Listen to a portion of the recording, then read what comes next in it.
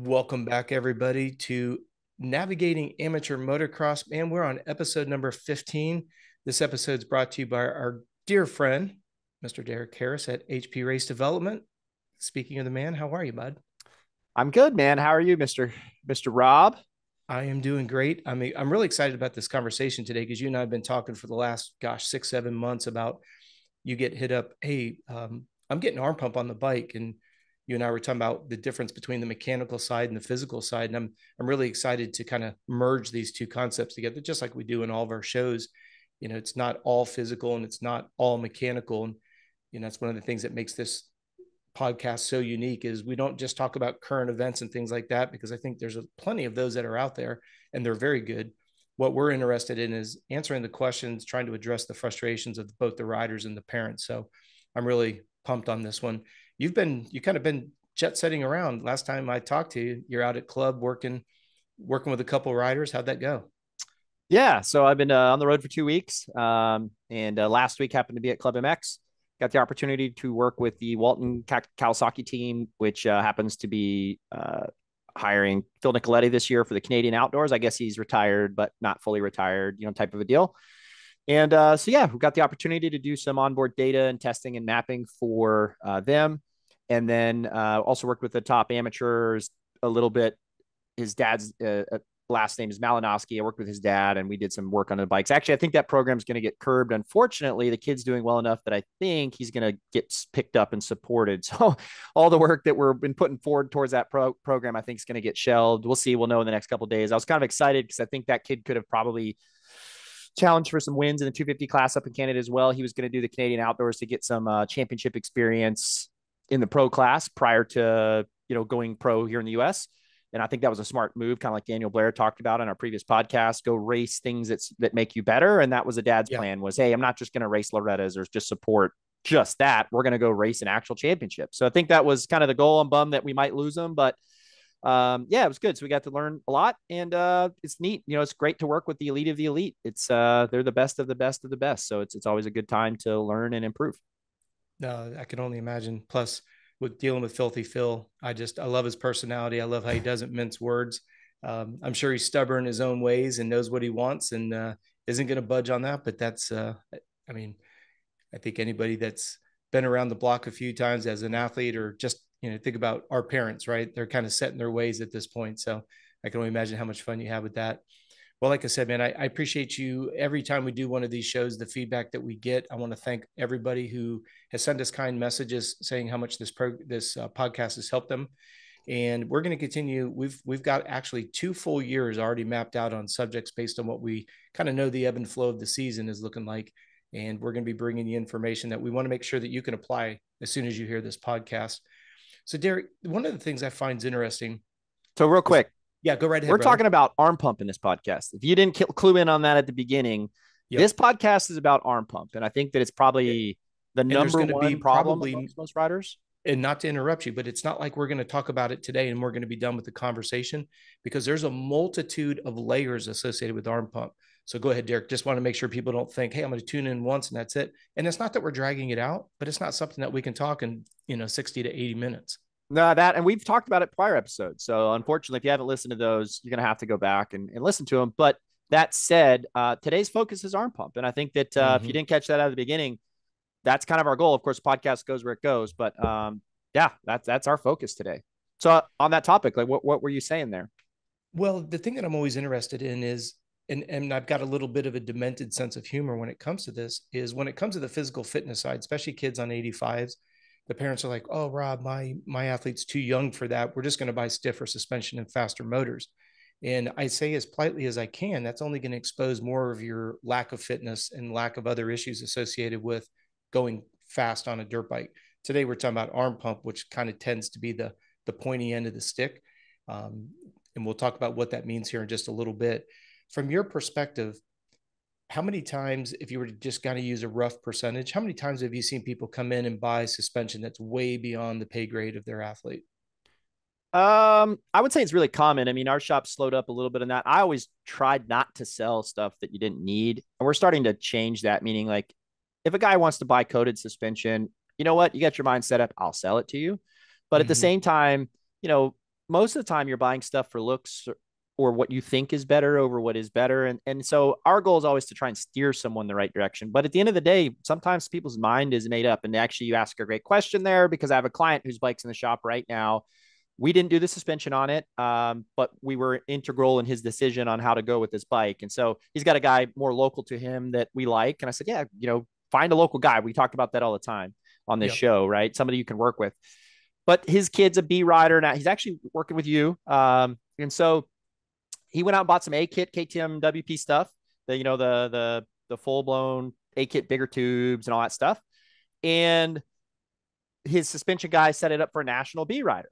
Well, the kid has yet to make it to Loretta's in B class, but that's his goal. That's his aspirations. And there's no reason he shouldn't. Like, everything's there. He just has to mentally put it together. But his first outing on that suspension, or race outing on that suspension, it was beyond his abilities. It was too stiff and he wasn't able to get comfortable. And when that happens, you're too slow to make it work.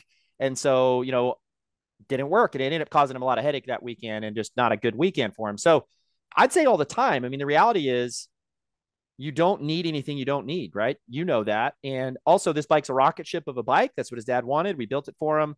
That didn't help the situation, just like you talk about, right? So that's the challenge. It happens a lot. And unfortunately, you don't want to hear that as a parent. Well, I'm going to go buy a mod motor, but I'm going to buy a baby mod motor. Well, maybe that's what you need, Yeah. Yep.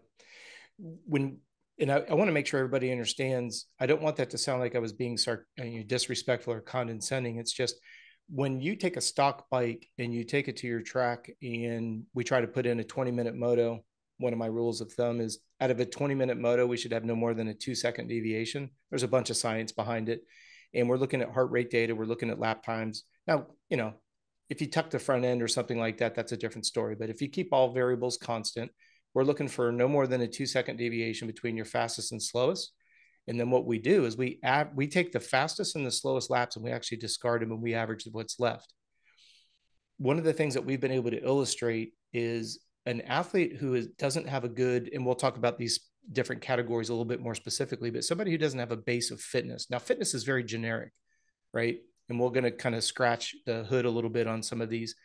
But when an athlete goes out on a stock bike and the bike is supposedly too difficult to ride, I never could quite understand the mindset that says, well, if I go and I spend more money on stiffer suspension, I didn't use the word better, because Derek, you talked about this off the record, right? We talked about the idea that this gentleman is using another suspension company, which you encouraged, which I thought was cool. You're just trying to help him set it up to match the motor package that you've put together. How many times have we seen, when I'm talking about on our side of the equation, where the athlete will go out and the stock bike will beat him down? Now, Derek, I don't know about you, but I would say stock suspension can accommodate 50% of the people out there, if not more. Well, if we are to believe that the manufacturers aren't totally idiots, and I can assure you that they're not, then how is it that they'd put out a motorcycle that doesn't accommodate their client? And the reality is, our industry is a sales-driven industry. So when you read the magazines, they're selling to you. And unfortunately, the only people that they've been able to wrangle up to sell to you are within the industry. So there's not Toyota truck ads littered throughout the magazines and Racerex Online and all the Kiefers and whatever. Who are his sponsors, right? It's the people that are within the industry, and that's who pays his bills. So unfortunately, when they sponsor, they need to get a return, and they're going to sell you some trinket or some part or something or some concept. I mean, I've been at this industry now for 20 years, and there has been zero progression in suspension technology in 20 years. And I really mean that. The actual parts and pieces have not changed at all. Yeah, it's nothing pistons new with shim stacks. And there's no progression in that. So when you think, oh, the bikes have gotten so much better, they have, but not in the way that you think they have. They haven't made some magical part or piece that's in KYB forks today that didn't exist in 05, 06. In 06, a KYB fork pretty much matches today. They've made some small durability improvements. That's it. So that's interesting. Actually, believe it or not, like Showa, who pioneered this twin chamber on the production side of things, I don't know how far back that fork goes. I know it's around 2000, 2001. They had the early iterations of it. But by 05, 06, the Showa twin chamber is really what laid the foundation for the KYB fork that's out there today. And they're not that much different. I know that people, it feels different. It's this, it's that, it's the other. I get what you're telling me.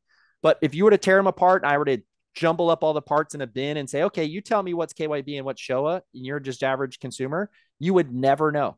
The parts look identical, they work identical, they function the same. So that's something that like the stock bike is super capable, and you have to understand that. And Mm-hmm. that's really a good base. So you should always use your stock bike as a baseline to see if you're making improvements. I'm not saying that you shouldn't go spend money, and I'm not saying that Of certain course. parts and Of pieces course. don't work. But at the Mm-hmm. same time, thinking that, oh, I hear this all the time. I heard it at an MTF video the other day. Some kid was complaining to his trainer, and I'll give his trainer credit. Oh, that's kicking me. It's got stock suspension. I mean, that's just terrible. And his trainer's like, I don't care. That's on you. And the reality is he's not wrong, because the kid could go get his suspension done. And how far does he think the company's going to move it? Mm-hmm. The company's probably going to move it less than the kid could have clicked it that day. Right. It's a Yamaha. It's a good bike. You know what I Yep. mean? And it's got great suspension componentry. There's other people on KTMs who are putting Yamaha parts into their bike, and they're putting them in their stock and then, you know, suspension shops, and calling that a full blown revalve national package because it's good. So Yeah. that kid just needs to understand that it's not the reason why you can't hit that corner well has nothing to do with your suspension. Now, again, you can be better all day long, but your stock bike is pretty damn capable. So if your kid can't ride that bike unless you're 100 pounds or 200 pounds, like that kind of deal, there's Yeah. a serious problem going on there. And Well, some bikes you, may be a little softer, stiff, right? But at the end of the day, your kid should be able to ride that motorcycle. 100%. And you mentioned it. I got a lot of feedback on the comment you said in the last show we did together. Take your bike stock, leave it stock, and ride it for a couple weeks. Don't touch anything. Just go ride the stock bike. Don't go changing anything. You know, maybe grips, maybe some tires or something like that. But in regards to the anything that's metal and durable, just go ride it and then figure out where to start. And I got a lot of feedback on that one. We, like I said, we're going to be talking about arm pump in future shows as well. In this first essentially conversation about this here today, if I were to kind of break down the physical side of things, I see arm pump as being directly related to not being strong enough and not being flexible enough. And I'll elaborate on that here in a second. I'm very curious, if you were putting things in a pecking order, what would you say is the number one reason on the mechanical side for arm pump? That's a great question. The only times I think a bike is somewhat unrideable, I truly believe, is when you're too fast for your stock suspension and it's way too soft. And then the faster you go, you start bottoming, and you may not feel the bottom, but you're so low in the stroke that you are getting to the end of its travel. And then you hit the next bump and there's no travel left, and it gets really harsh, really stiff. Then you think of the mechanics involved there. Your front end's low because you're braking, you're fast, or the bump. The rear's not going to work right because the front's too soft. And so that's an area where that bike is not capable. So what you have to do is slow down to make that bike work. So if you tried to ride at your pace when you're in that scenario, I agree with you. Mechanically, got a big trouble. Otherwise, I mean, yes, if you're 120 pounds and you're getting on a 250F, which in my opinion, I would advise you never to do. But let's say, or Right. you're a female or whatever, right? Something like that. Then yes, I totally agree that that's a scenario. Okay, the bike's too rigid. It's not set up for you. Not only is the suspension too stiff, but even the bike itself is going to be too rigid for you. The frame, the chassis, the way you make it work is not designed around somebody who's 5'3" and 120 pounds. You know, you look at these bikes that these women ride, it's actually phenomenal that they go as fast as they do because they're just a little too Mm-hmm. small and a little too weak and a little too light. And you can see them. They can't get off the back of the bike far enough and all these things. And they, for what they do with their physical quote unquote limitations, is phenomenal. Right. So that's a scenario. But otherwise, your kid can ride a stock bike. And I really think, and again, if you're really fast, when I say really fast, you better be a national B level kid and actually at the nationals and actually inside the top 15 before that stock bike is a massive limiting factor for you. And I think most clients would be absolutely floored if they just go put whatever brand name suspension stickers that their kid thinks is awesome, put that Mm-hmm. on the stock bike, told their kid that it was done, and then actually got their suspension done by someone else and went and did head to heads, how awesome their stock motorcycle would be for 90% of the consumers out there. They would be blown away because when you start comparing each little aspect, your kid would be like, well, this one's better here, but that, my stock one's better there. Like it's always going to be these little things. And then the big thing stock manufacturers do phenomenally is you may not like it perfectly, but they have the front and the rear balanced essentially, and they work in unison. So the damping rates and the spring rates and the wheel rates are kind of balanced with each other. A lot of times that's easy for us as a shop to go wrong. We might stiffen the front a little too much and soften the rear a little too much. And they're not, now you may like that or not, right? But all of a Sure. sudden they don't work in unison. So they're hitting the bumps at different resonances is essentially what happens there.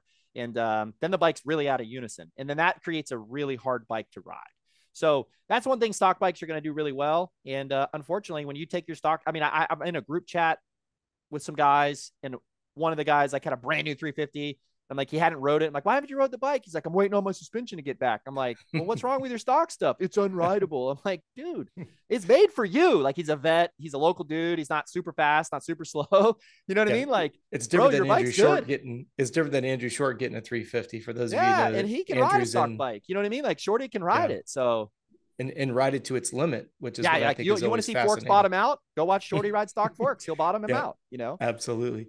I want to back to train up on two things that you just said that I think is interesting. When I'm looking at the physiology of, I mentioned to you, one of the things that I see as the biggest limiting factor for arm pump, if I had a pecking order, is athletes aren't strong enough. Even if you're on a 65, there's a strength component that is involved with velocity, the moving gyroscope of a motorcycle, and the obstacles that you hit. That's why it's very specific. Like in our membership area, we have youth specific protocols for this exact reason. We have them broken down into prepubescent to, somebody who's hit puberty for obvious reasons. I want to back the train up to what you just said, and I want to see how it compares to how we look at it physiologically. You mentioned somebody being on a national caliber top 15.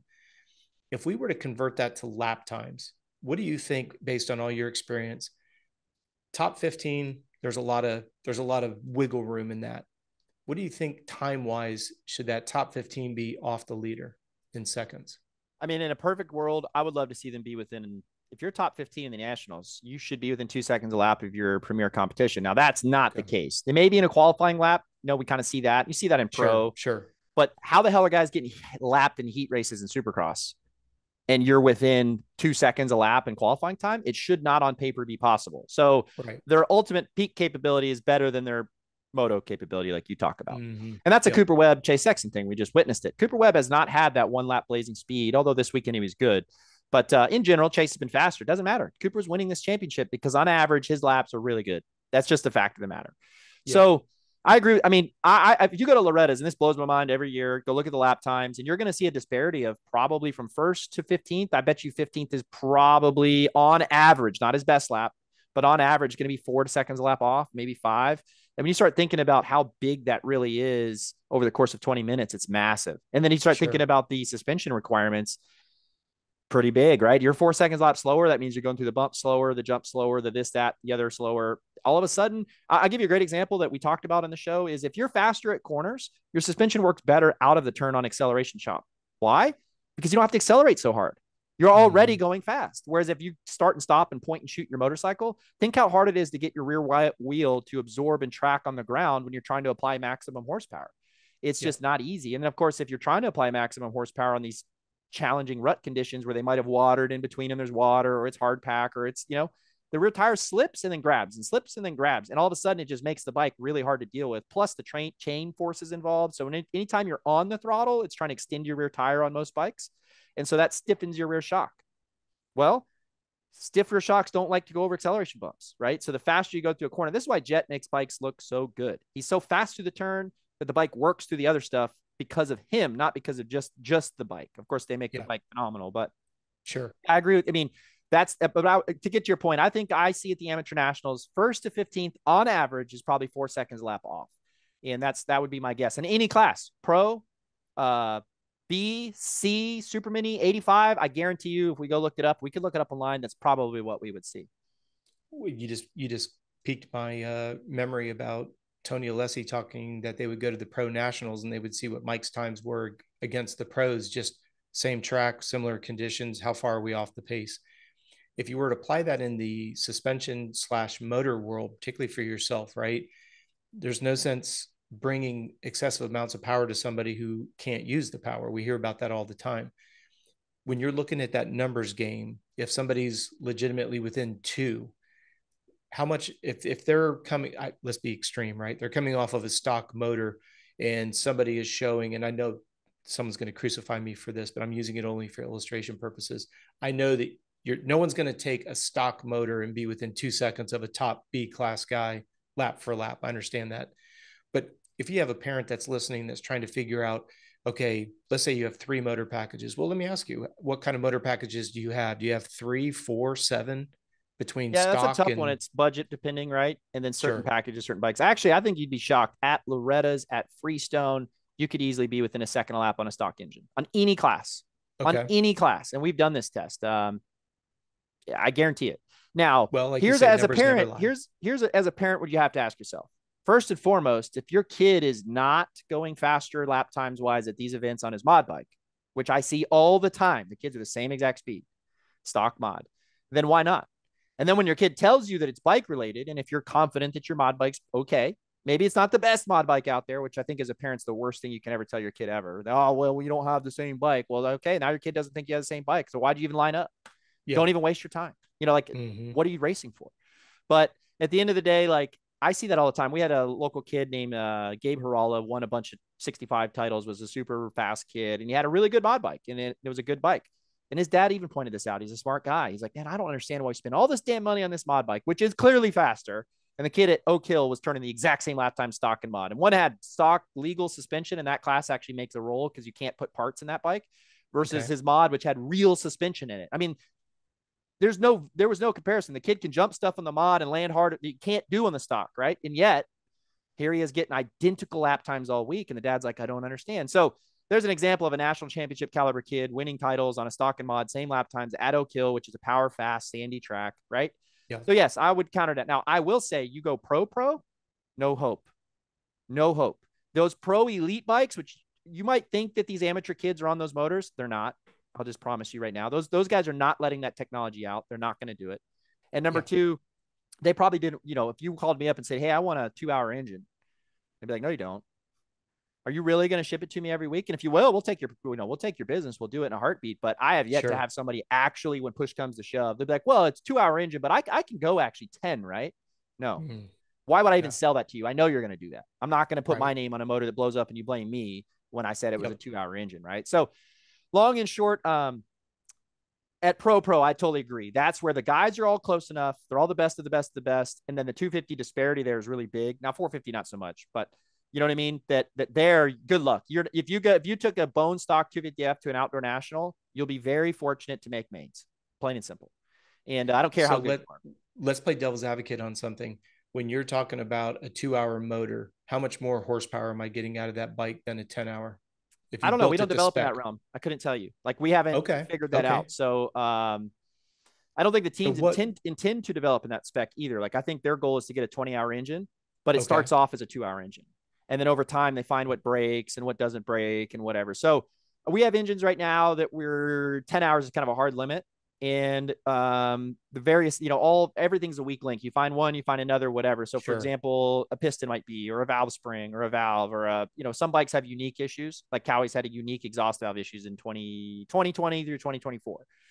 You just know that they break. You don't know exactly why, and you just have to say, hey, you have to time it out. So I would think personally, from what I've seen on the pro side and what we've been chasing last few years, is just RPM.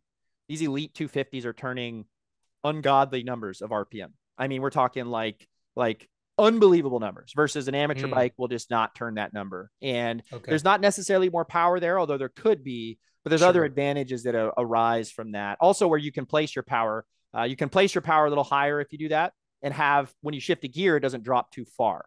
Whereas if your RPM's too low and you put your power up there and you shift a gear, then the RPMs drop out of the power. So that's what I think is the biggest disparity. And then if you understand engines at all, you'll understand that the number one driver of load in an engine is RPM. Has nothing to do with power, has everything to do with inertial loads, right? When you're moving that piston up and down or that valve's opening and closing, the faster you do that, the higher the inertial loads get. It's destroying parts at a phenomenal rate. So that to me is the biggest disparity on the pro side. So we don't. I might have. I'd have to think like the biggest thing missing, like some of the engines we have might have clutch issues. Like that's in every couple hours. And if you don't service that, you'll probably grenade your engine, right? Your clutch starts slipping, cooks the oil, gets it too hot, oil breaks down. Now you're going to have a problem. Or if we do decide to push an RPM limiter up there, depending on what that number is, we could also experience, right, some of those issues. So I think that would be to answer your question, our side of things, that would be what we see. See, now I find that fascinating because not being in the mechanical world like you are, the wrong assumption on my behalf. When I heard somebody say that's a 2 hour motor versus 10, I figured they were on a 10 giving up the horsepower that you'd get on the two because of, hey, we're building this thing very, very high power, but a very short lifespan versus a 10 hour motor. You just, as I always tease, you educated me on that one. Seriously, I did not realize. I thought there'd be a distinct difference between those two.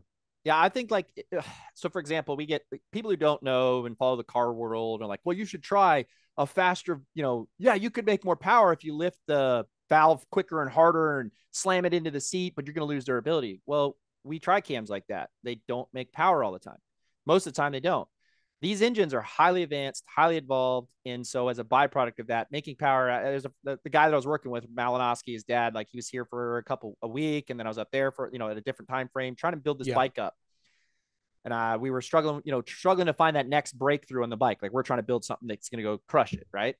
And I'm like, dude, he's like, man, I don't understand why this doesn't work. Like these ideas that you have and these things you put together. And I'm like, dude, making horsepower is really effing hard. It's Yeah. not easy. If it was easy, everybody would do it. Every bike would be Sure. fast. Every shop would do it. And at the end of the day, the vast majority of shops are marketing to you more than they are developing because that's what pays the bills. And so, Right. and I mean, it's hard. If Yamaha could just wave a magic wand and make their bike make 4 more reliable horsepower production, they would have done it already. Sure. There's no reason they wouldn't, right? They're in a competitive market like you and I are. So at the end of the day, in order to take, to give you, Yamaha, for example, that bike's getting long in the tooth, but they've made iterative changes if you really follow the development of the bike. It's gotten updated pistons and updated heads and updated parts and cams and airboxes and pieces. In reality, it's not that much better than 2014. It's better, but it's not like night and day. And on top of that, they're on my dyno a solid 5 horsepower off of a KTM. And they've Wow. been that way for a while. Now, I Yeah. get the magazines like them and they think they're good and whatever. That's something else to talk about. But that said, Yamaha knows they're 5 horsepower off. Mm-hmm. I guarantee you they ain't showing up at the pro races on that package. I know that, Right. right? Sure. So if they could have waved a magic wand, that bike would have been 5 horsepower better. They don't want to lose the KTM in that department. And the same applies to the Honda. Like Honda has redesigned that bike from 17 to 18, and then a big update in 19, and another update in 20, and then a massive update when they went to the 22, and then now another update here in 25. Like they're spending money. And yet that bike is in the same realm. It's off about the same amount on my dyno as a Yamaha. They actually had more horsepower back in 18. Obviously, they've moved it around and had to try to Sure. get a package they like. But if Honda could just snap their fingers and say, hey, let's make KTM power, they would. So clearly there's limitations there that make it really hard to do. And, it's not just so easy as, just, make it a ticking time bomb. Will define that for me. Sure. Right. More aggressive cams. Okay. We can try that. If it doesn't make power, you don't run it. A bigger port. Sure. Yeah. We do all that stuff. We make them big, small, in between, epoxy, no epoxy, high velocity, not high velocity. Whatever works is what we sell. Right. And over the years, you've kind of honed in on like, hey, this doesn't work. That doesn't work. Let's meet in the middle. And eventually you find that right here is the best.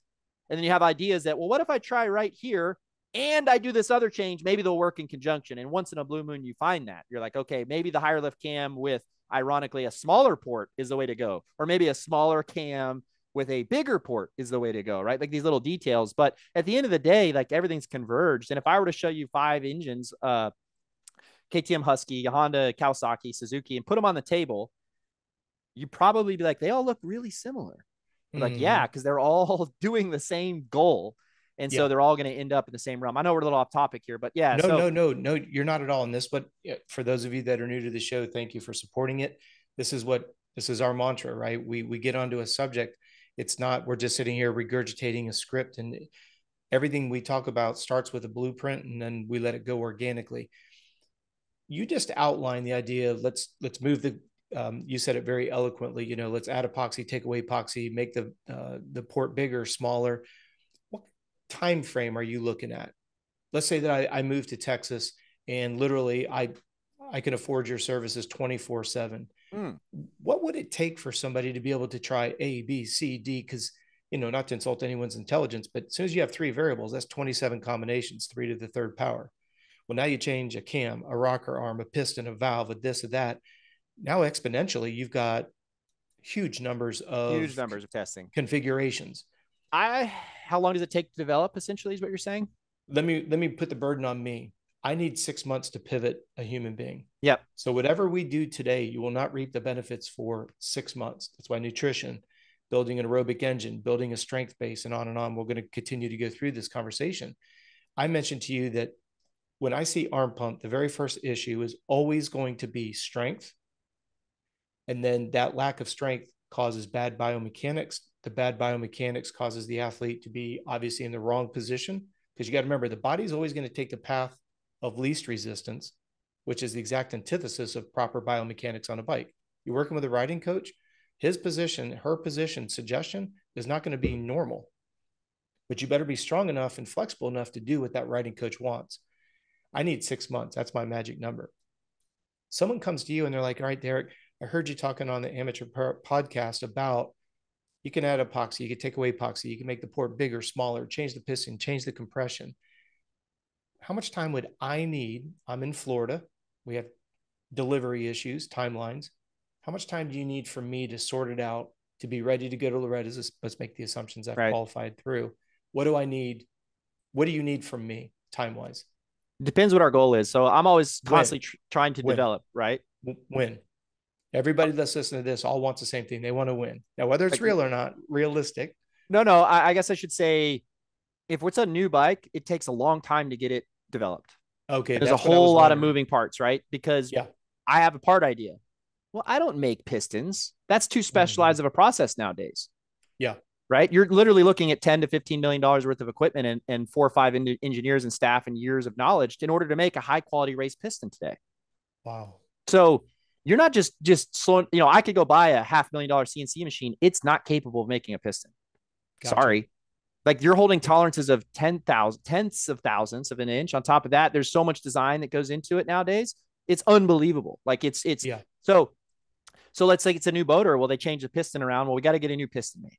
And so we do that. And granted, the stock one's already going to be really, really good. So how do you make it better? So that's always a challenge. And camshafts. Okay. Well, I don't manufacture cams. That's another specialized product, right? So you got to go with guys and you got to try stuff. So you're waiting on all these other guys on a new motorcycle to get things done. Now, if you're like, hey, I want one of your race packages. Is it good? Yeah, I have a good package. Okay, great. How long do I need? I mean, if it's one engine, depending on our workload, we're typically, I could say confidently within a month, we can get whatever you need done. Some packages, depending on how crazy we go, if like, hey, we don't need to split the bottom end. It's a brand new engine. We will tell you that. Most of the time I try to stay away from that. I don't think it's necessary. We never see power. So we could do that in a week, right? So long as it's lined up, I can schedule it in, we can get it out. But again, can you call me and say, hey, I'm going to sit it in tomorrow and you get it done in a week? No, because I have other guys that I already did that with. So those guys are on the schedule. They get in the rotation. So realistically, like we talked about this in a previous podcast, Loretta's 2025 started last year after Loretta's. You really wanted to be ready. You need to know how many bikes you're going to have, what bikes you're going to have. You need to have a plan of races you're going to hit, when you want to be at those races on what equipment. I think you should be on your kind of close to Loretta's equipment by springtime. I think you should be putting it to the test, to the fire, being prepared, being ready. You certainly should have your essentially race Loretta's equipment for regionals, which means you needed to have a little practice time on it before then. And then in a perfect world, if you have unlimited money, you don't need to service it before Loretta's. Right. Now on a 2-stroke, maybe that's a top end. No big deal. Right. Sure. But on a 4-stroke, a regional might be 3-4 hours of runtime. Our typical race engine packages that don't usually need anything, but the 10-hour mark, we can say, hey, let's do pistons or whatever. Sure. But that bike should carry you through from a little bit of practice time and then regionals and practice and all that. And then a little bit of practice time and then Loretta's, and you should be sub 10 hours. And that's, but that process started last year. Now, granted, you may not know you're going to make Loretta's. You may not know you want to do mod, or, those are the kind of tough decisions you have to make. But then you got to call ahead. Hey, Derek, we are going to buy this, or whatever, but we just don't know yet. Okay, well, I have to know before I tell another customer that I have time available. Sure. Right? So I'm one guy, unfortunately. And so at the end of the day, and then we have all the struggles you probably have. I mean, I need a piston. Well, they're out, or somebody else bought them out, or, we have to plan that ahead. I try to stock. I have, for our common packages, I have parts in stock. I have thousands upon, I probably have $100,000 worth of part stock, which blows my mind now. I never thought that, but don't call me up asking for parts. I don't have the part you need. I have the parts that we need.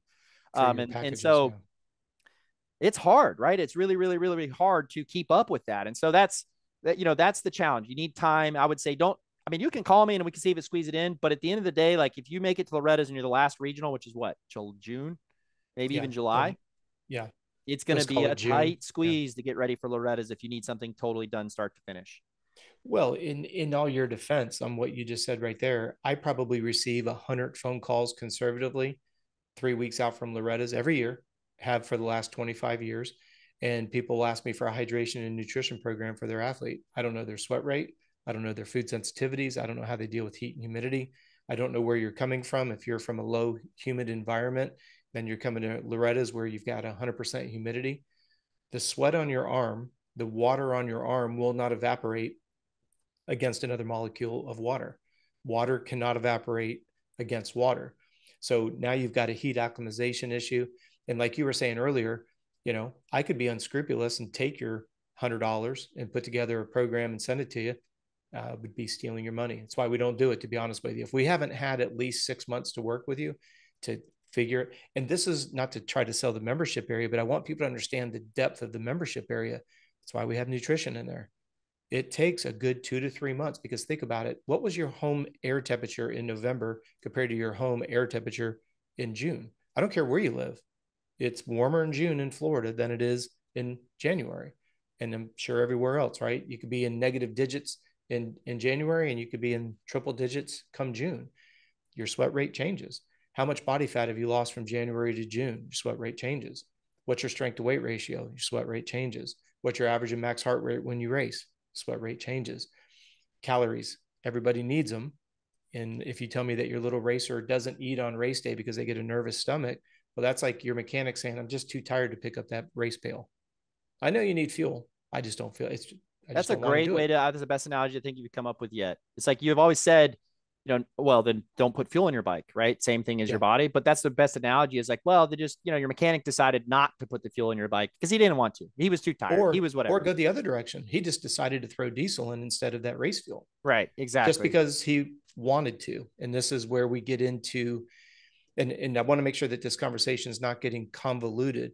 We started by saying if we were to choose the number one starting point for arm pump, that's why I wanted to ask you, Derek. A lot of people are like, oh, I don't need you. And I don't have a problem with that. I don't get butthurt over anything. But I also recognize doing this for so many years, someone who says to me, particularly when we get to the 85 class, because if you've paid attention to the 85 class, they're flying, right? And unfortunately, people will wait until they hit the ground and then they go, oh, we're not as strong and durable as we thought. Well, that's why load bearing exercises increases the thickness of bone. It increases the thickness of tendons and ligaments. It increases the thickness of muscle, all of which makes you resilient to impact injuries. Well, think about it Are as you get we? old, right?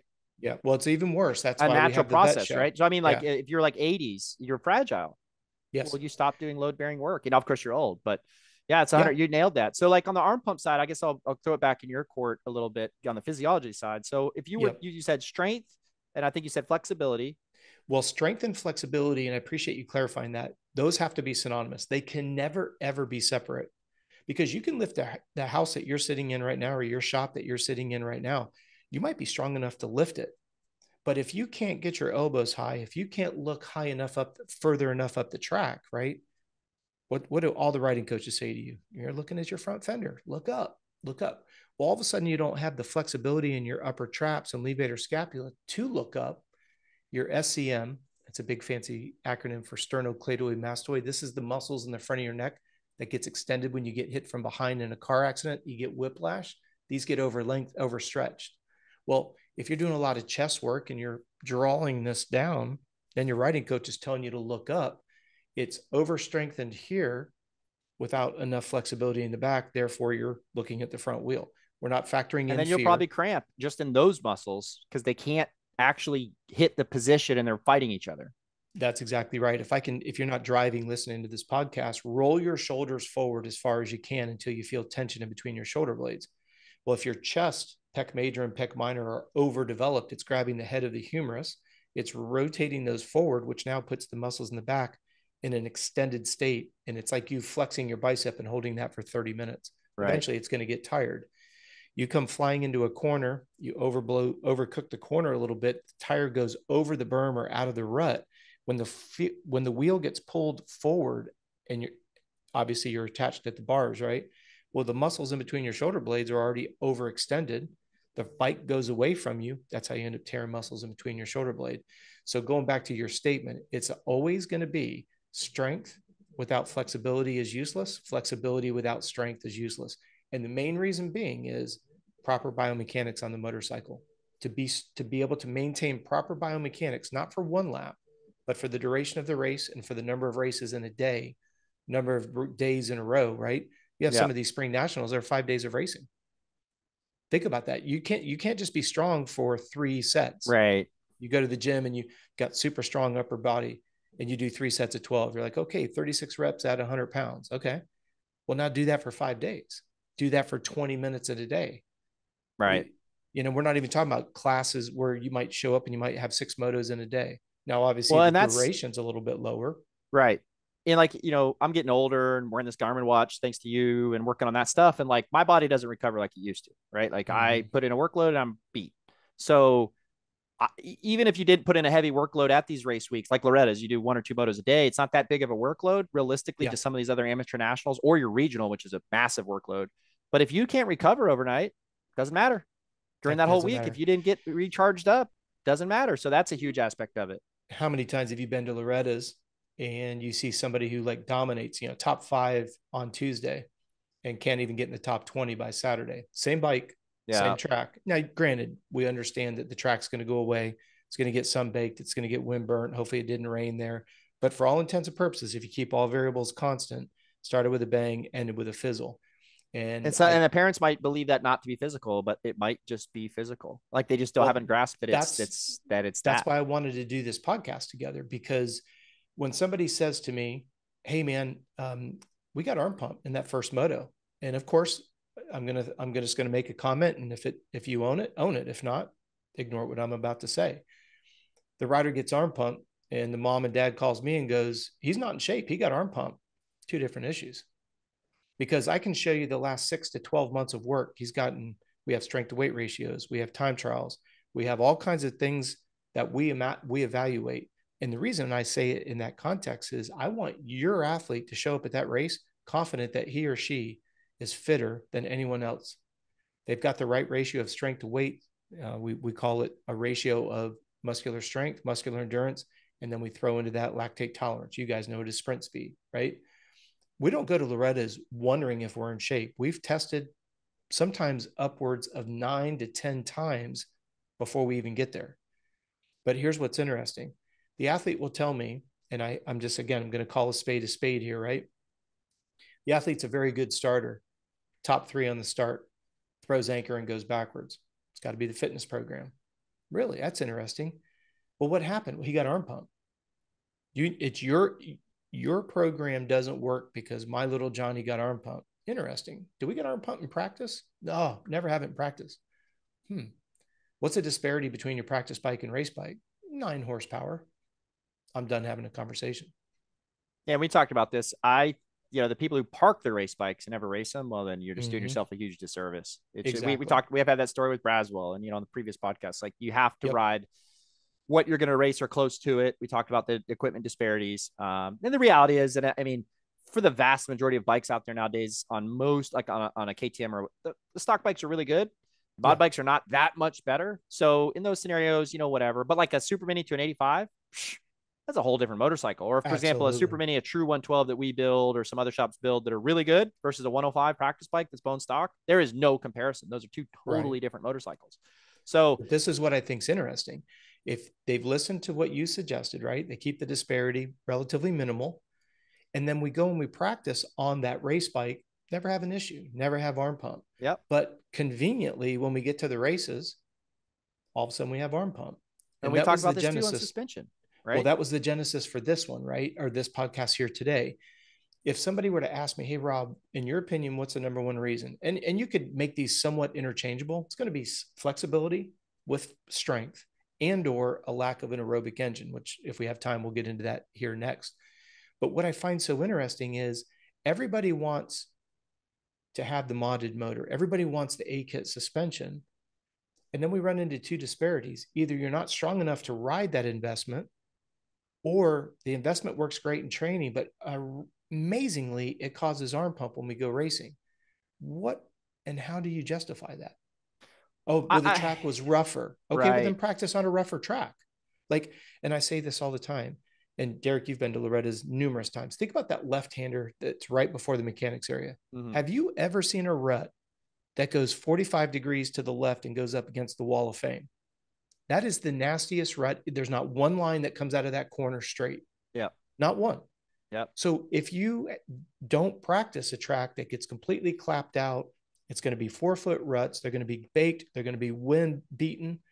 If you can't let the bike just gradually, you're essentially flat tracking through that rut. You got to just kind of ride it out and hopefully get it straight before you go over that little molehill, before you go by the mechanics and into the right. I don't know what to tell you.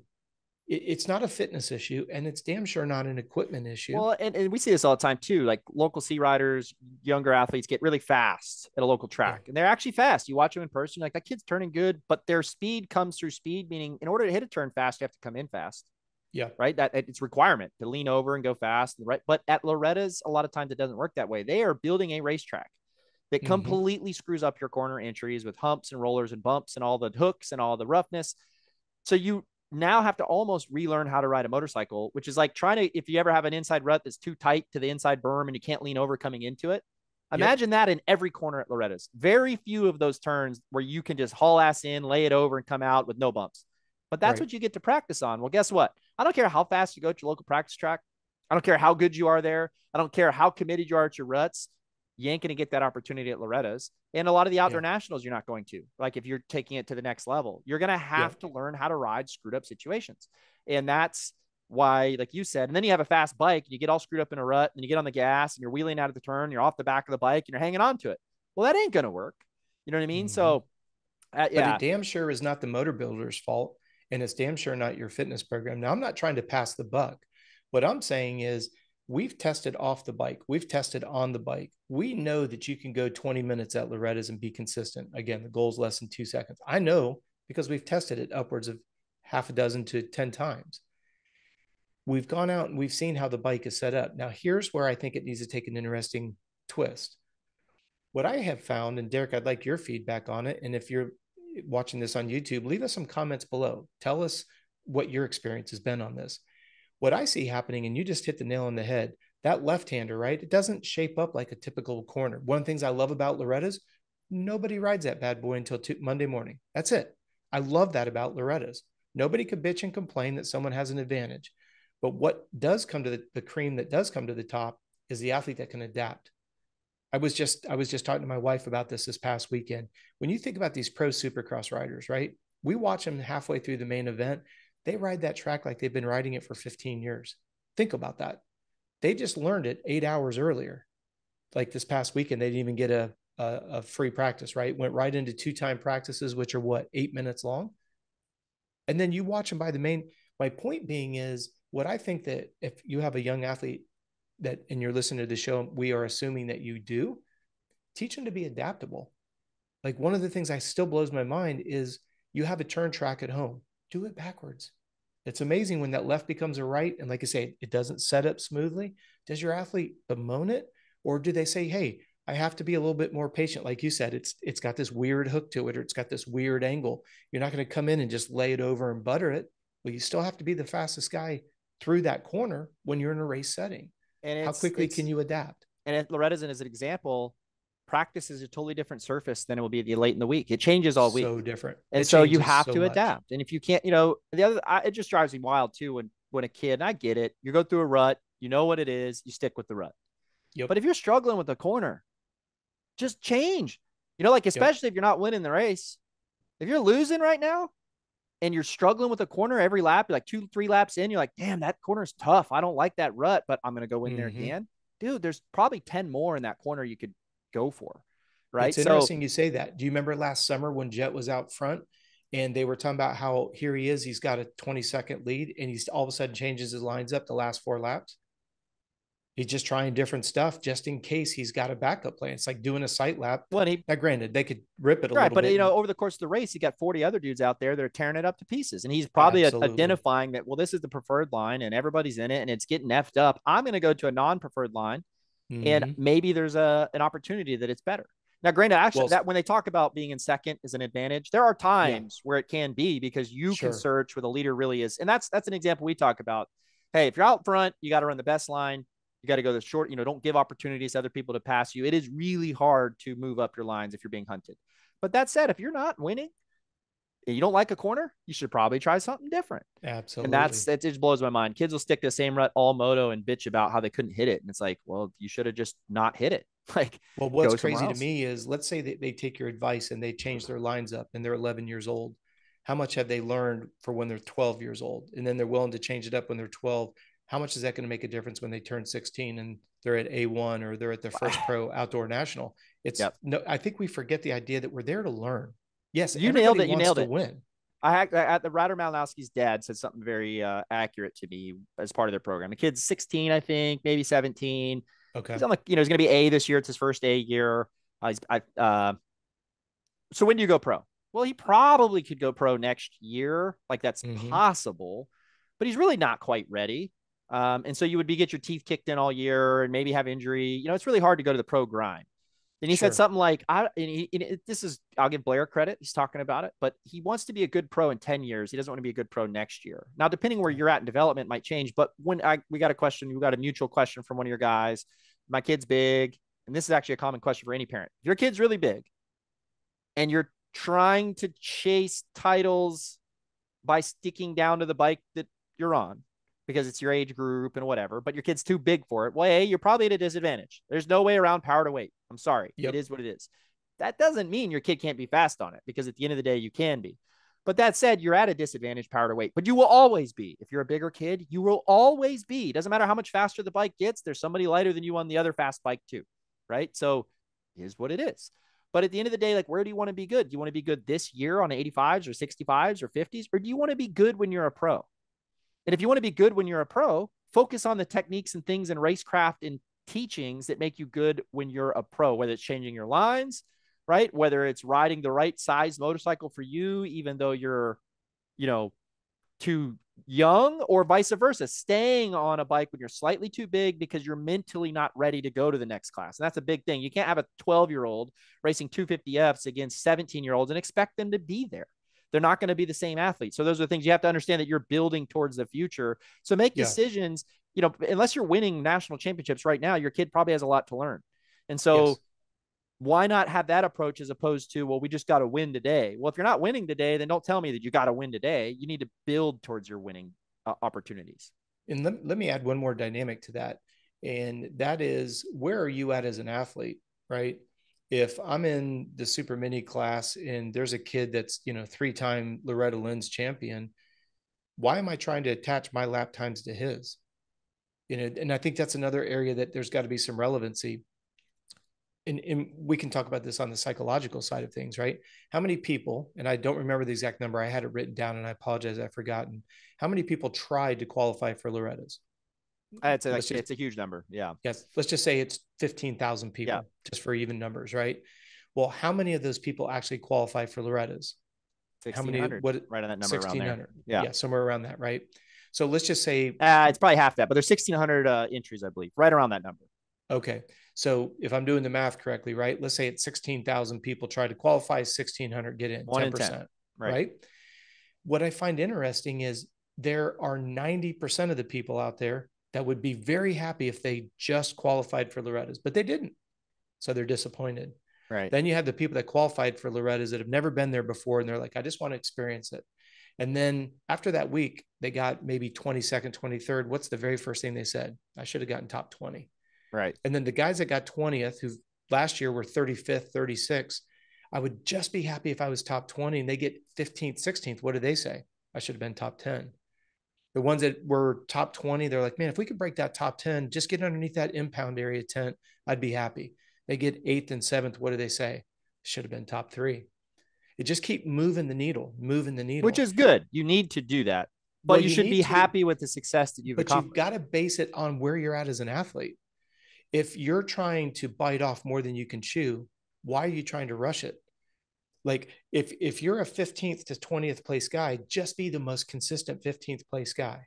And then eventually that 15 is going to shift up to 10 to 15.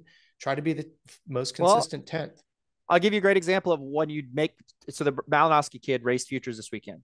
Okay. And in my opinion, he's a fifth place kid right now. That's where he should be. Actually, 2 futures ago, he was leading the race, went over the berm into the net. That was that kid. Okay. So he really wasn't ready to lead that race. Like, his results hadn't been there this year. He gets out front, gets a decent start. People throw that race away. He's out front. Oh, 1 lap to go. And then you make a big mistake. And how Yep. did he make the mistake? Well, he's riding at his absolute 100% pace, actually probably 110, because he's winning Yeah. in front of a Yep. crowd on a really challenging track. It's very hard to replicate that track at a practice track. Even though they do a good job of it, it's still hard to replicate that.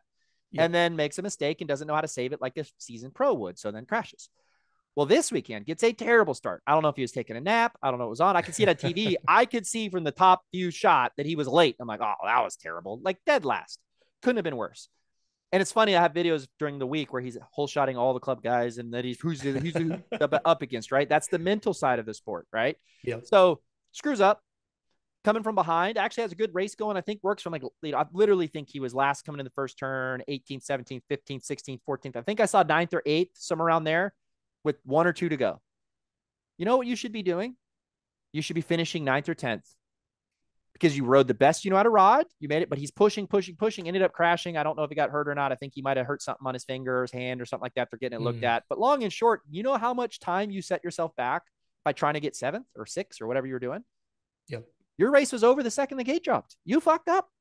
So Yep. And now that's it's what am why, I here to do? I'm here to yeah, build. I'm here to get experience. I'm here to get better. And I'm here to stay healthy so that I can go train this week. But these kids, and it's not, he's young. He'll learn, but unfortunately, think as a parent how much it sets back any of your athletes when you set an expectation or you overstep where you're currently at, trying to push to be better, which we should do, but you get hurt.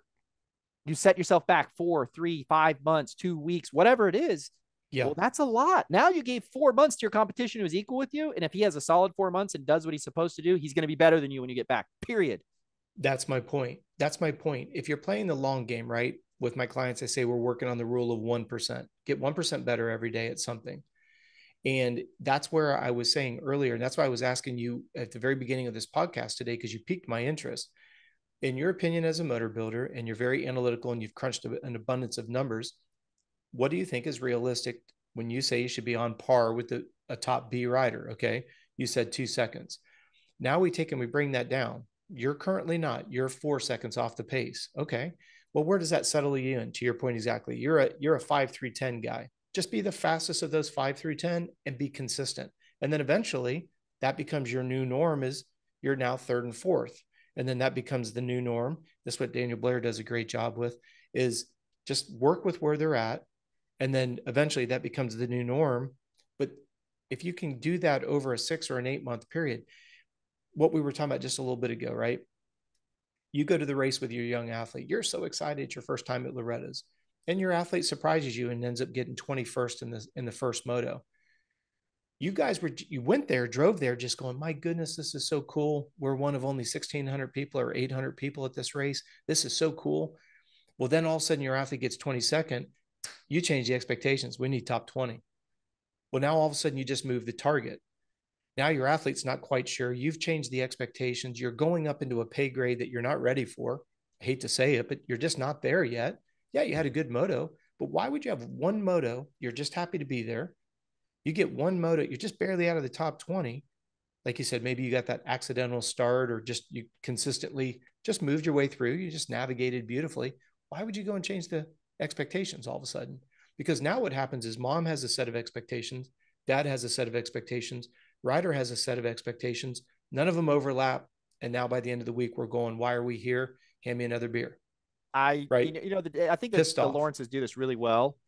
And it is, we have a goal. We're going to work towards that goal and we're going to have realistic expectations and we're going to get better all the time. So win, lose, or draw, wherever they finished at that's okay. That's where we're at today. We're going to go assess the situation. It's not like you see at Loretta's, I see it all the time. And I hate this. I mean, I don't know how parents don't understand this.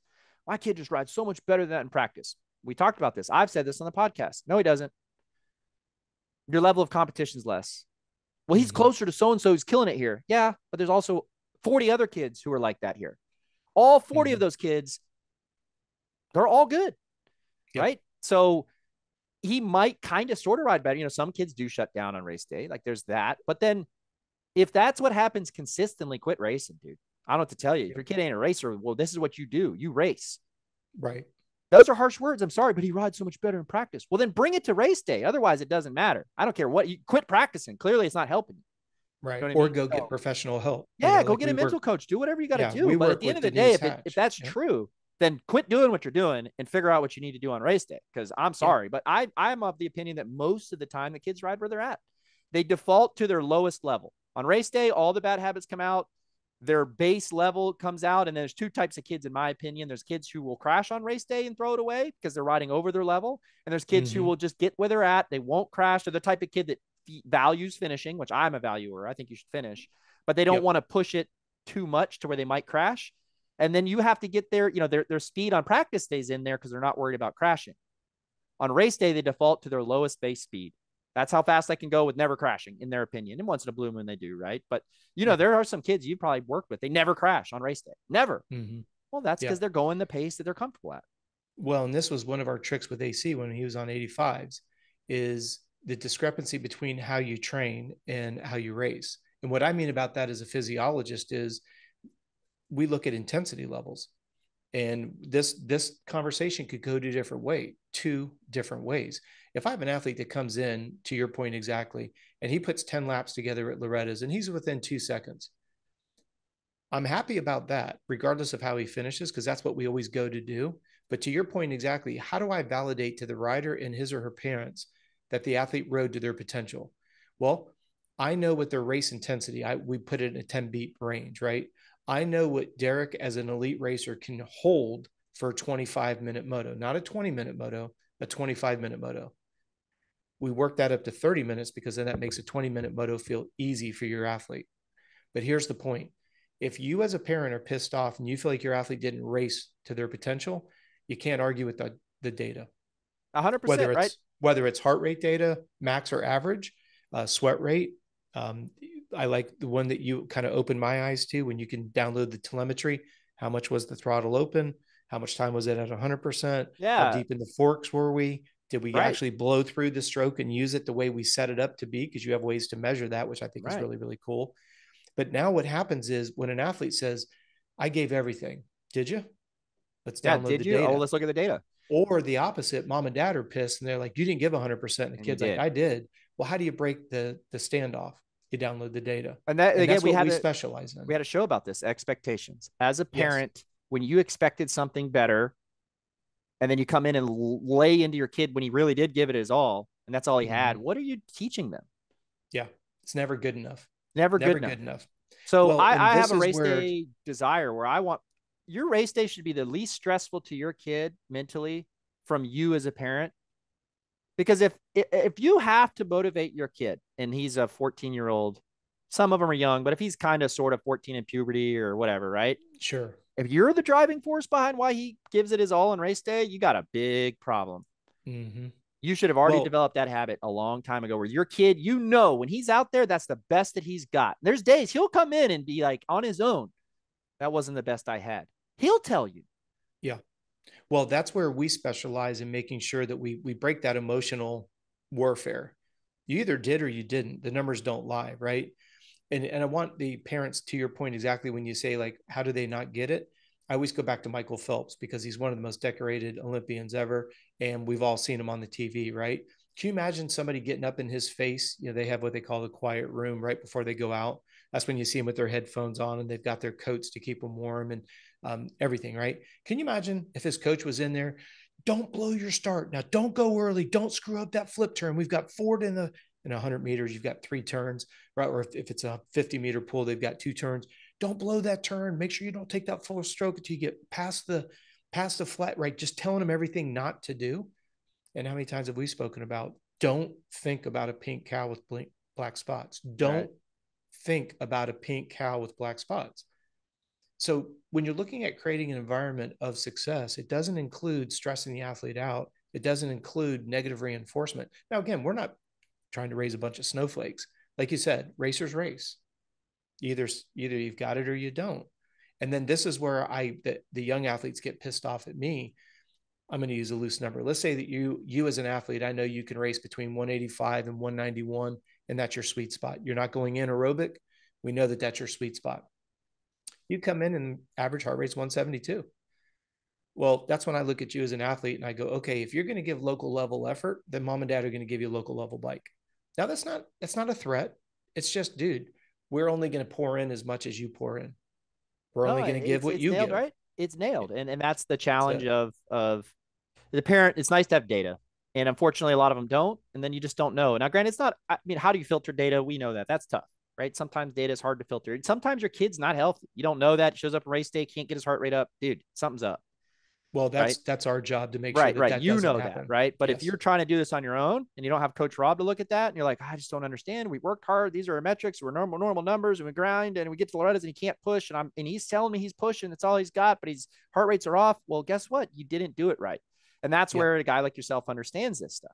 That's why a CRS athlete, like you say, sometimes you do less to do more, and there's times where you back off. I was actually asked. You talked about food earlier. I meant to talk about it when I was up there with Yeah. Bill. I don't know his program. It sounds like he's got a good guy. He's been at it for a long ass time. So he's really figured himself out.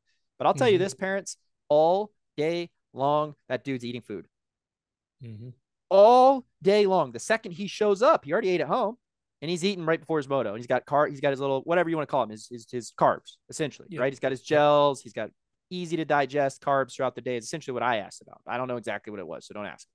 But Yep. that said, all day, the dude's a pro. He understands this. And he's like sitting there saying, man, I really struggle to eat enough. I just constantly got to eat when I'm riding, especially Yeah. on these long days where he's doing suspension testing and bike testing all day long. And you're not getting a good, it's not like a race, 220s or four, whatever it is, right? He's got to ride Sure. all day. So he's eating and eating and eating and eating. You don't think that guy's had that long of a career because he couldn't eat on race day? Right. So don't sit here and make that excuse for your kid. He either figures it out or he doesn't. And you as a parent need to help them figure it out. Make sure it's foods like you talk about, things that can digest, things that they can tolerate, things that you know. But if you start establishing those habits really poorly on 65s and 50s and 85s, they're going to have them the rest of their life. You have to get rid of it.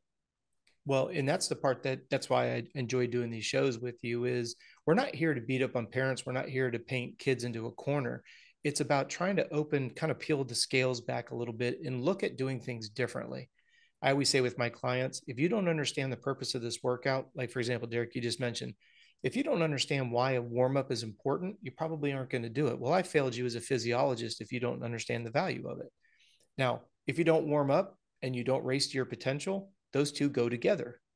You don't see Usain Bolt sitting on the side and then they go, okay, let's start this race. And then he takes his tights off, his warm up outfit, and gets in the blocks and goes.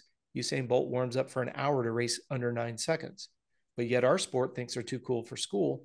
They don't need to warm up. Really? Okay, so you're the special snowflake that can defy the law of physics. You And then can you get arm pump. well, that's where I wanted to kind of close Yeah. this conversation today. Here we are talking about arm pump, right? First Well, lap, you blow up your arms, but you didn't do a warm up. that's Oh, exactly right. And we'll get into this in next month's show because, like I said, we've only scratched the surface, and I've got some very, very specific questions about you on the mechanical side as it relates to arm pump. Like one of my big ones that I've been getting a lot of feedback on is how do you know when suspension's too soft or too hard? What does that really look like? How do you evaluate it? How do you strip the emotion? But look at something like you just said, no warm up, unstable blood sugar levels. Now your depth perception's off.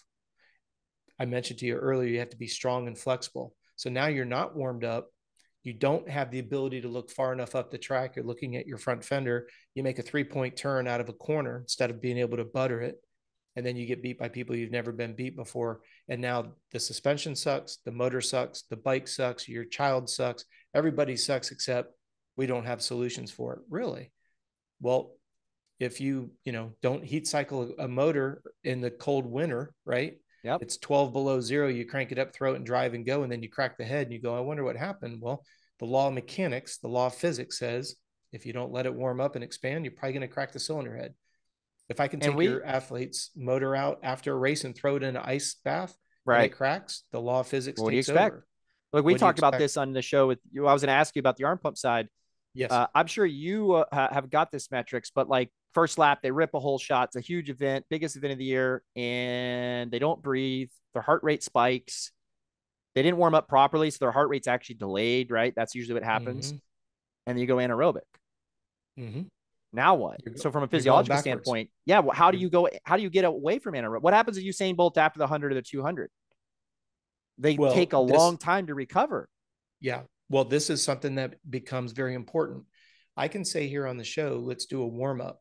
You need to know at what intensity to do the warm up so you metabolically warm up without causing too much lactic acid accumulation. Right. But you also don't want to be sitting on the starting gate with a heart rate of 85 and then one lap at 185 because the lactic acid accumulation will back up, right? So when we say warm up, this is why I always love doing these shows with you because every listener is owed the opportunity for the context. Right. When someone says you need to warm up, how far, how long, how hard, and more importantly, why? If you've Right. got a young little nipper, as the Europeans call them, on a 65, doing a warm up, he or she wants to ride their dirt bike. What do you mean do something to elevate your heart rate? These kids are like, I just want to ride my dirt bike. Yeah, but that's my responsibility to educate you, the parent. Blame me, all joking, as all tongue in cheek. You, the parent, get to blame. Hey, you need to warm up because Coach Rob said to warm up. But does the athlete understand that the reason why we're warming up is to make it easier to win? Oh, maybe we got their attention then. We could Right. talk. And then we're like, yeah, what does a kid correlate? Here's another one. Yeah. One of our mutual friends, Darren Chellen, here in the area, is a client of CRS for quite a few years. Yep. I've actually noticed this. I've never put two and two together. And then he had something happen and you'd kind of pointed it out, solved an issue for him. So I noticed that most parents don't get arm pump with their athletes till they're about puberty. Mm-hmm. And that's when all the bike issues start coming out. They move to big bikes, they hit puberty, and all of a sudden, this kid who's never had arm pump his whole life, never had to worry about warming up, never had to do a training program, never, all these factors, like some of these kids Sure. can get away with murder, so to speak. All of a sudden, Yep. it becomes an issue. And this is why I think the program early on is important. But what this particular guy was, he's an older gentleman and had to do something to do with hormone balances and things like that. And like as a male, we have testosterone and whatnot. And I think it happened to do with some imbalance with him. I'm not going to speak to his medical side, but what he Sure. told me was something to do with he was getting arm pump, didn't understand why, and he's really fit. And then something to do with his hormones, and all of a sudden he doesn't have it once he sorted that out. And I think if I remember right, the correlation was essentially like puberty. You go to puberty, your testosterone's through the roof, and all of a Yep. sudden you get arm pump in your life. So Yes. maybe that's something too to talk about. Well, I want the parents to realize when your athlete hits puberty and that testosterone level sometimes quadruples, testosterone is going to cause muscle hypertrophy, right? The muscles are going to grow. So I always use the analogy of imagine sausage and you have the casing that goes around the sausage.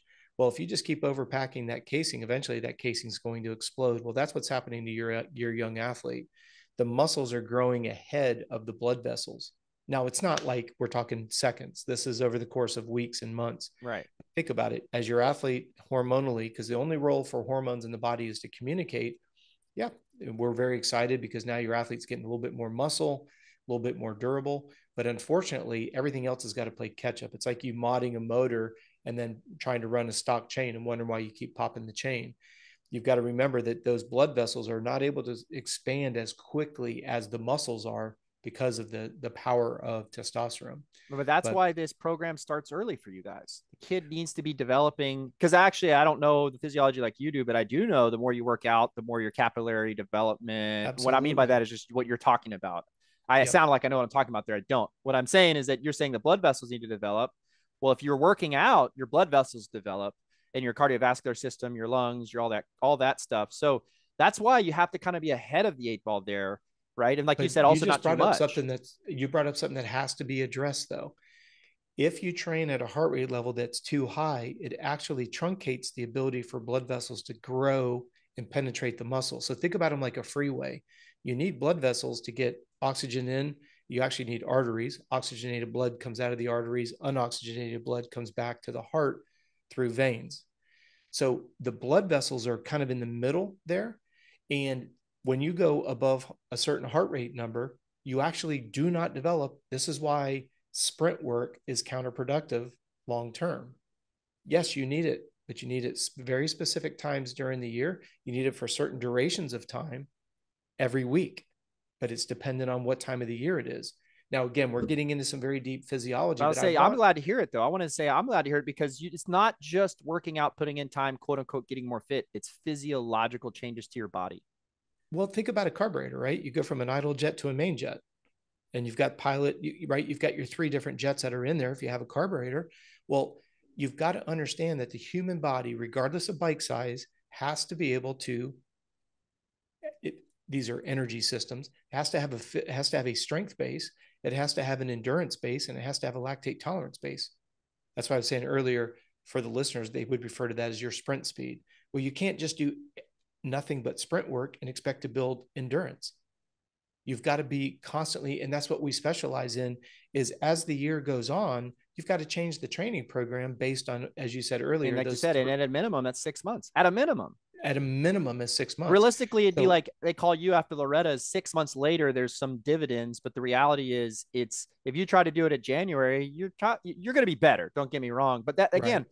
These parents don't, it frustrates me. What are your goals? Well, I want to be a pro. Then why are you trying to win today by putting aside all these things you need to do in order to get there? You got, Rome wasn't built in a day, all those analogies, right? You can't climb your way to the top and skip some rungs. Well, how many people have you heard pro-wise that said their biggest frustration is there's not much of an off season? And yet we have people that will race Lorettas, take no time off, race Mini-O's in November, take no time off, race Daytona, Spring-a-Ding, Freestone, go right into an area, go right into a regional, go back to Loretta's, and then 3 years in, wonder why they're starting to taper off. Well, and like to your point there, not throwing amateur racing under the bus, although I hope our podcast will help illuminate to you parents, you families, that you can go win every damn race there is in amateurs. It means nothing. Yeah. Brian Deegan's dad talked about this. All the amateur titles in the world mean nothing. The only thing it did for us was give us the opening at a door to the team we wanted to go. Yep. And that's 100% right. So what are you racing for? Number one, I got a title. I think Kate Johnson's like the most decorated amateur in the history of the sport. And I think he has a good little deal with Yamaha going on. Somebody said this to me. I didn't believe that he was, because I can't remember what he's won. No offense to Cade, right? I don't think he's won Loretta's a ton. And I can't remember. I must be off base. Somebody said that. But long and short, there are kids out there on Instagram like, I got 72 national titles or whatever I have. And it's like, well, do you have a full factory ride? Then why do you have all those titles? Why are you wore, like you talked about, but you're wore out? You can't, all these factors, you're fatigued. You've done all these things to accomplish that, but now you go pro. I mean, how many of these kids do we know that were elite amateurs, that don't pan out as pros?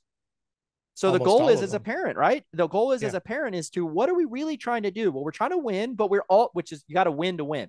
Okay. I get that. But we want to build a foundation that lets us be a pro. So if you're going to skip those steps and not work out the right way, not take the right time off, and actually, again, I don't know how it works. Nicoletti did say, I'm like, hey man, I'm always asking questions. I'm like, dude, it's a long ass season over the years. How do you do that? Like you talked about, he used a similar word, but periodization. It's like, no, my trainer's really good, blah, blah, blah, blah, blah. And we go up and we go down. And there's times of the year, and you have to plan that out. The fact of the matter is that he has a plan is probably better than half the young amateur pros who have no clue what they're doing. Yep. And so having a plan, right, with a guy like you who knows the grind, knows what it takes, knows amateurs, and more importantly, where do you want to go? Have a vision. I want to be a pro. Well, that doesn't start with just doing sprints all the time and being fast, for a couple motos a year. You got to be durable. Well, and I'd like to elaborate on that, because I don't want this to sound like it's a sales pitch on me. What we're talking about is from a 10,000 foot view, have a plan and a strategy. Like, I'm a huge fan. If you're out on the West Coast, you should be working with Charles Dale. If you can get access to him, Coach CG there in Texas. I mean, the guys are, when it comes to the physiology, the guys are brilliant, right? The problem that I run into is there's no ex-pro that's a physiologist. Just like I've had numerous motorcycles, and I should not be a factory mechanic for any team under the face of the earth, right? Stay in your lane. Parents need to take a little bit more responsibility and do some due diligence. Ask the people you're working with, what credentials do you have? I don't say this boastfully, but we've been in business for 30 plus years. We have 321 amateur titles at the time of this recording. I have 32 people that went on to get a factory ride, and we have 7 AMA #1 pro plates. Now, that's not a toot of my horn. It's the idea that there's a process and a system, and you've got to get people to go the distance. Then they've got to do something with the opportunity, and then they've got to convert that opportunity into being a champion. It doesn't accidentally happen, right? Success is neither guaranteed nor accidental. And I don't want that to sound like a textbook cliche, but are you successful by default? Are you successful by design? If you're not into analytics, I'm not your cup of tea. I'm going to drive you nuts. Right. Because there's an accountability to everything.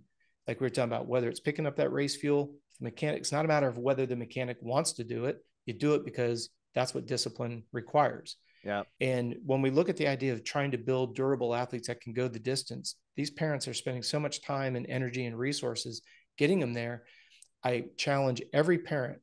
I would love to work with everyone who's listening to this. I appreciate you guys listening to it. My question is, if you go to your trainer and you ask them, why are we doing this workout? And if they don't give you an answer that makes sense, you should fire them immediately. And I'm saying that very sincerely because I've picked up athletes over the last 25 years that were working with this ex-pro, and they like to kind of sell themselves on this bill of goods. Well, I was at this training facility, and then I was this guy's man friend for 4 years, and that makes me an expert. No, it doesn't make you an expert. You're a paid man friend. And you need to be careful because I've got an athlete who we just picked up at the beginning of this month, and he came from the tutelage of another quote unquote expert who has no credentials in our sport, but was a semi-pro who worked at a facility for a while. And now he's telling them he needs to start running. Why would an athlete need to start running? This athlete has no background in running. And then when I asked the parents, well, why was this guy? And the parents' exact comment was, that's why we're asking you. Should we run? Why shouldn't we run?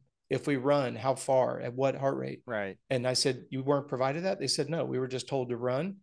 And I'm like, that's interesting. So to me, who's the client here? You as a parent have every right to ask me, why doesn't a warm-up matter? Why do fruits and vegetables matter? And don't if you just can't tell me. rationalize it, then you shouldn't be teaching it. If you don't, you know what I'm saying? So like, you got to be able to answer the If question. you're using the word teach, yes. Right. And that's to me where it goes into accountability. And I don't want this to become a conversation, because we do have a coaching certification program, and we want to make sure that if you're hiring us and we have a coach that's in your area, that they understand this, and when you can hold us accountable to it. We're the same thing on the bike side. Monkey see, monkey do. This pro said this, that fact. I mean, I hit all the time. Well, I talked to so-and-so's mechanic and he said, and I'm like, does so-and-so's mechanic ever operate a dyno? Right. Does he have one? Yeah. Does he even know how to port a head? Well, he's seen one. Oh, okay. Yeah. Yeah. So why are you like, just because you see them doesn't mean they know what it is. Like this is, it just blows my mind half the time. Oh, I saw that part on that bike. Well, do you know why it's on there? Right. Sometimes it's a money deal. Sometimes it does work. Sometimes it doesn't work. Sometimes it's perceived to work by a rider, so it ends up on the bike. Like this is like these pros are prima donnas, and it's fine. They're allowed to be. But the point is, some of these guys get shit on their bikes because they think it's better, and the team's like, whatever, we'll put it on there. We don't care. Like the craze amongst the, no offense to the companies, I hope they sell every damn part they machine, but the craze to these engine mounts, right? Oh, change your billet engine mount, tie this bolt, that bolt, blah, blah, blah. I can assure you guys, that's not the reason your kid's losing. Right. I can promise you that. Yep. But that said, it's, gotta have it. Or, I mean, just weird things on sag, or weird things on settings, or weird things on parts, or this part's going to make my bike magical. Well, if it did make it magical, it would come stock. I promise. Yeah, exactly. So, and sometimes there are, right? Some guys, some years, there's an engine mount that sucks and somebody figures it out. The next year it comes stock. You're like, oh man, that part must have really worked. It really did. So, those are the things that you just got to be, and then it just blows my mind, right? So you got to be smart. Who do you take it from? Why are you trusting some, like, no offense to any of these mechanics out there? They're good, but a lot of these mechanics would beg to work here. They would learn way more. These are just parts changers, young kids who are excited to get in the industry. They want to work. They're underpaid. They work too damn much. They're passionate. They love racing. Yeah, they're great. We need them. But unfortunately, that doesn't make them the expert on that bike. And then I've seen this in the suspension world, and our whole industry is full of this. And I've talked off record on it. I try not to say it too much because it's sad. Our industry is not really full of all the brightest and the best when it comes to what I do. Because if you are pretty good at this, 90% of the time, you decide to go to better, greener pastures. Sure. And so a lot of the guys ended up at these teams were some mechanic who's passionate about it, some kid, he's not a total dumbass. So teams like that kid, you can do suspension. You know what? Here's how you do fork seals, and here's how you change springs, and how you change oil. Okay, now you know how to do that. It took you a week to figure that out, which isn't hard. If you're a parent, you can't figure out how to do fork seals. Trust me, you shouldn't work on your motorcycle. It ain't hard. Right. It's in your manual, and it's on YouTube, and it's easy. And then, and I'm not saying you should do it. I'm just saying it's not hard. That kid, he's pretty good. Hey, here's how you change shim stacks. Oh, okay. Hey, you're our new suspension guy. What? And then here's some 14-year-old, or excuse me, some 18-year-old or 22-year-old who has no clue how suspension works, but he knows how to change shim stacks. He knows how to change fork seals. He knows how to change parts. He works with some young pro who has no clue how to set up a motorcycle, but because he's young, exuberant, willing to try, has access to everything, All of a sudden, he gets a setup that works good. He ain't a dumbass. The kid's hardworking, smart, whatever. And all of a sudden, what made that work was, well, we changed this pressure spring and we went to this nitrogen pressure and we went to this height, and that worked for him. And all of a sudden, that rider thinks that that's what you do on every single motorcycle from then on out. Yep. Because he was involved with it. But that doesn't mean they really knew what they did. It just means that they were monkeying around at it, made it work. And then over time, hopefully that kid becomes really smart, right? He's going to if he wants to. But a lot of times, all of a sudden that kid, okay, boom, I did my 3-4 years of this team. I'm a suspension guy. Now I'm going to go start a suspension shop. Right. And this is what we do every time. Doesn't mean that he really knew what he was doing. And it's not a negative. He knows how to do the work. And he probably gets your bike to work good, right? Yep. But you got to understand that just what you see, what you hear, sometimes just ain't right. Same when they're working outside. Oh, you got to run. Now, I do think there's value in running at times, right? But does it mean that there's more value than riding a bicycle or swimming or whatever it is that you tell them to do? It's like everything. It's got to be context. If you grew up running, yes, running's convenient. But if you're somebody that's 17, 18, and you're now taking up running, your ankles, your knees, your low back already takes enough abuse as it is. And the residual soreness that comes from running, the cost benefit just isn't there. And if you were going to start to incorporate running, you should do it during the off season where you have plenty of time to kind of morph into it. And, one last thing I'll say, and we'll wrap up the podcast here. The part that's so crazy to me is when you go and you do any due diligence on my side of the fence and you look at how many athletes these so-called trainers have ruined and you still choose to work with them. I'm pushing very hard, and it's something that we want to incorporate with all of our coaches. If I ever run your athlete into a fatigue-related disease, Epstein-Barr, chronic fatigue, Addison's disease, or whatever, I'll give you every dollar back you ever had. Now, I've got some checks and balances to make sure we're on the same page so that you can't just, pull it out of left field. It's very easy to do checks and balances, and that's why I get so adamant. Fatigue-related diseases are so simple to avoid. And so what I want every parent who's listening to this, go to your trainer and do some due diligence. Ask the hard questions. Ask them how much volume of training you're doing each week and why are you doing that volume? What percentage is aerobic and anaerobic and why? Ask them, what athletes have you worked with? How far have they gone? And more importantly, ask them how many athletes they worked with that got sick. Now, you're probably going to have to do some homework. You're going to have to talk around because a lot of times people won't be truthful. I can look you in the eyes and tell you I've never had one athlete who ever had a fatigue-related disease. Not under my time. Now, I've parted ways with athletes who were on the fast track and they were listening to other people. I couldn't be a part of it. So that's the stuff that I want to leave the parents with. You don't need to be going and buying expensive suspension until you find out that your athlete's overriding that suspension, as Derek was saying earlier. I can tell you right now, 100%, if you want to do your kid the best service you can to be a good pro, you would take stock equipment all the way through amateurs. Pick the brand and bike that lets you go fast on stock, and you'll be shocked. Yeah. You'll be shocked because if you never make it about the bike and then they get an opportunity to good bike, things are great. You give your kid a great bike on day one, there's no room for improvement. And then more importantly, why are we making it about the bike all the time? I say this all the time. You and I disagree a little bit on the percentages, right? And that's fine. Sure. You're entitled to yours. I'm entitled to mine. Like we're different there. We're not that far apart. Yep. But at the end of the day, if your kid can be successful on relatively stock equipment, he's going to be damn sure successful on good equipment. And when you're a parent, I see it all the time. I was at Loretta's a few years ago. One of these dads never used this out of the Texas area. Kid was pretty damn fast. And I'm like, how'd it go? Well, we did. And he did pretty good. I don't remember what he got. I think it was like an 8th or something like that. But we're just on a stock bike. We just can't compete on that. And you're telling that to your kid every time you're out there. Yeah. Well, he thinks he can't compete on that. Right. But meanwhile, you got 8th. Yep. And then on top of that, we could use some help from you. Well, then open up the checkbook. I don't know what to tell you. Right. You know what I mean? Exactly. Like it's one of the two, but don't be telling your kid that this is the problem. And I've told you this, I think on the podcast, I certainly told you off the podcast. We've had really fast local guys who run our stuff. And there's times where they race locally on stock bikes. Yep. They have our logos and the bike looks good. It's got the pipe and it looks mod. And they go win and you get a call from a dad and he's like, hey, I want that bike. I'm like, no, you don't. Yeah, I do. It's fast, man. I'm like, dude, that's, they don't understand that their kid just got waxed by a dude on a stock bike because he didn't need that equipment for that day. That's right. So he's just fast. His bike, I get that all the time. His bike was so fast. It sounded so good. He's so fast. I'm like laughing my ass off. I'm like, it was a stock bike. I don't know what to tell you. They can't believe it. If you were to tell them that dad would look them in the eye and be like, yeah, it's stock. And they will not believe it. Yep. Oh, no, it's Yep. not. No, no way. I'm like, Perception's reality, right? because you Well, you know convince who's the yourself that best the reason your kid example? loses is the bike. Well, you know who's the best example of what you just said was Cooper Webb. He rode practice, his practice bike was 100% stock. I mean, he's on record saying they turned the tires backwards because they just couldn't afford it. His dad owned the surf shop. He three rail trailer. His dad would go and they'd ride for an hour, hour and a half before the sun went down on a clapped out track. And the rest is history. Webb was never given a chance by anybody. Bobby Reagan calls him, and look at what Cooper Webb has delivered for Star Yamaha, Think both back about in 250s, back to here. yeah, I mean, there's been a lot of them. Most people, like Shane McElrath's story back in the day, was pretty interesting. He was a Club MX kid. Dad ran like a motorcycle shop. They had no quote unquote money like some of these people do. He was local, Yep. so he didn't live there. He came in every day and trained and went home.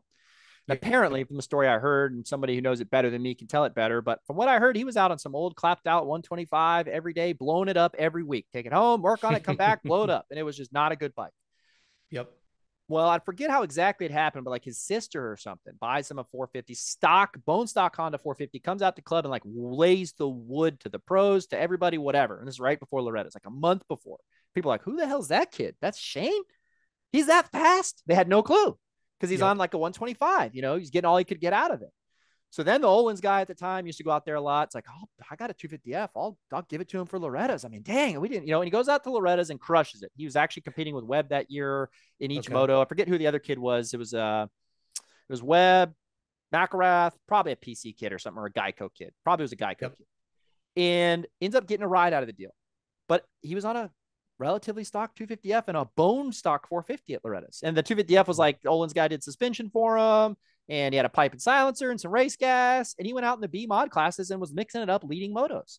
So if you Yep. don't think that it's possible, There it is. and then the 450, from what I understand, was just right off the showroom.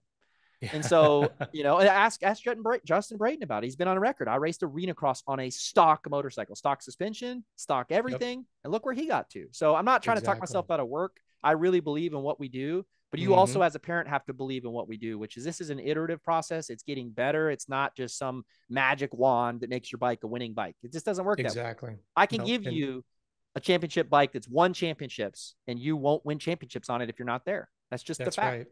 Yep. Mitch could give Well, you the outdoor national bike. If your kid's a 20th place kid, he might get 18th. Like, yeah. Well, I had somebody that offered me $50,000 if I would give them AC's amateur fitness program. And I just told him, number one, I told Adam's dad, Alan, that I would never sell that. And number two, the workout level that AC was able to take on would probably destroy any kids his age. He was one of the hardest workers I've ever had. And I'm on public record as saying that numerous times. It's not about just selling you something. It's not usable for it that wasn't a secret. individual. It Right. was a secret for Adam because it worked for him, but it wasn't That's something right. you don't sell to your current clients if they can't take it. Right. I Well, and it's it's like I said, funny. I told you this. I sell the same engine to everybody, Mm-hmm. depending on your budget, right? You say, Sure. hey, I don't have the budget for this. Okay, you don't get that part. But I don't have tiers of specialty and non-specialty. Do you really think I'm going to put twice the development path in? Okay, here's one that's shitty and here's one that's good. And I'm going to Sure. sell a good and a bad. And there's motor builders. There's one in Texas who says, oh, that's not my A spec. I ain't never going to, you got to be special. I'll sell you my A spec. They're just selling you garbage then. Yep. Or they're selling you what you might Bunch need. of bling. Like, Yeah. hey, I'm selling you, you're getting a little bit lesser motor. I'm telling you that Yep. it's not all these parts and pieces, but it's enough for where you're at. That's fine. That's honorable to me. Yep. Right. But there's some shops that build these tiers and, well, you got to be somebody to get that. We don't do that. You want to spend the money, I'll Exactly. sell it to you. I might tell you it's a bad investment. Like, Yep. hey, But you'll always be honest. yeah. No. So Well, guys, I appreciate you sticking with us. I know we ran a little bit long on this one, and we've only scratched the surface. Like I said, honestly, I know. next month we'll dive into it as well because I think we got to just maybe one of each on our side. So, moms and dads, thank you so much for making this podcast as successful as it is. The numbers are growing, and we really appreciate it. Appreciate the feedback, DMs. Keep them coming, and like I said, leave some comments below. I'd like to thank Mr. Derek himself with HP Race Development. Thank you for making this show happen today. And guys, if we can help in any way, please reach out to us. We're always happy and willing to answer any questions that you have. I hope you'll be willing to listen to the truth because we won't sugarcoat it, but we'll always tell you what we know. And we hope it helps. Thank you so much for your time, Derek. Look forward to seeing you next month. See you next month. Peace. Later.